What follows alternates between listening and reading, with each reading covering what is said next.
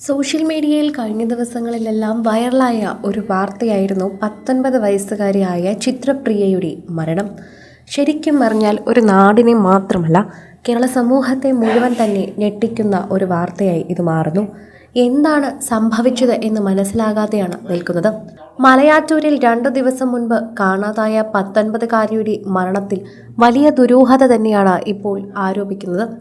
Aviation ബിരുദ വിദ്യാർത്ഥിനിയെ വീടിന് സമീപം ആളൊഴിഞ്ഞ പറമ്പിലാണ് മരിച്ച നിലയിൽ കണ്ടെത്തിയത്.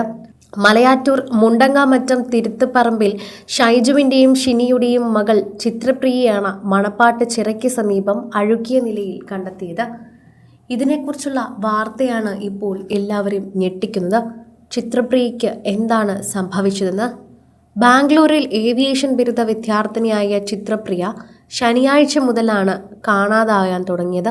തുടർന്ന് മാതാപിതാക്കൾ കാലടി പോലീസിൽ പരാതി നൽകുകയും ചെയ്തിട്ടുണ്ടായിരുന്നു.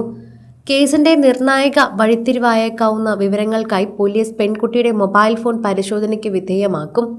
മരണം സംബന്ധിച്ച വിവരങ്ങൾ ലഭിക്കുന്നതിനായി ആൺ സുഹൃത്തിനെ ഉൾപ്പെടെ ചോദ്യം ചെയ്തു വരികയാണ്.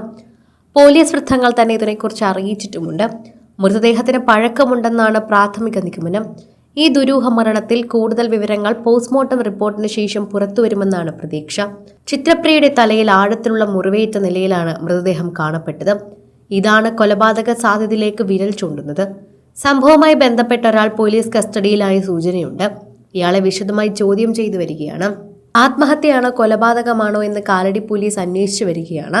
മൃതദേഹം ഇൻക്വസ്റ്റ് നടപടികൾക്ക് ശേഷം പോസ്റ്റ്മോർട്ടത്തിന് മാറ്റി.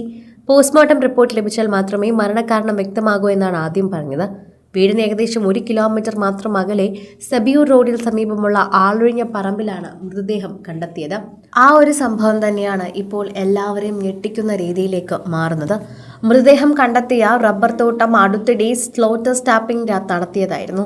ജീൻസും ടോപ്പുമായിരുന്നു വേഷം. കൈകാലുകൾക്ക് പരിക്കുണ്ട്. മൃതദേഹത്തിന് 2 ദിവസത്തെ പഴക്കവുമുണ്ട്. പ്രാഥമിക വിവരം ഇങ്ങനെയാണ്. കുട്ടിയുടെ തലയിൽ ആഴത്തിൽ മുറിവേറ്റിട്ടുണ്ട്. ഇത് കല്ലോ മറ്റ് ആയുധങ്ങളോ കൊണ്ടുള്ള മുറിവാണെന്നാണ് പോലീസ് നിഗമനം. ശനിയാഴ്ച രാത്രി ചിത്രപ്രിയ വീടിന് സമീപത്തെ അയ്യപ്പ സേവാ സംഘ ദേശവിളക്കിൽ ചിത്രപ്രിയയും ഷിനിയും എത്തിയിരുന്നു. താലപ്പൊലിയും പങ്കെടുത്തു. 11 മണിയോടെ ഷിനി വീട്ടിലേക്കും എത്തി. ചിത്രപ്രിയ വീട്ടിലെത്തിയില്ല.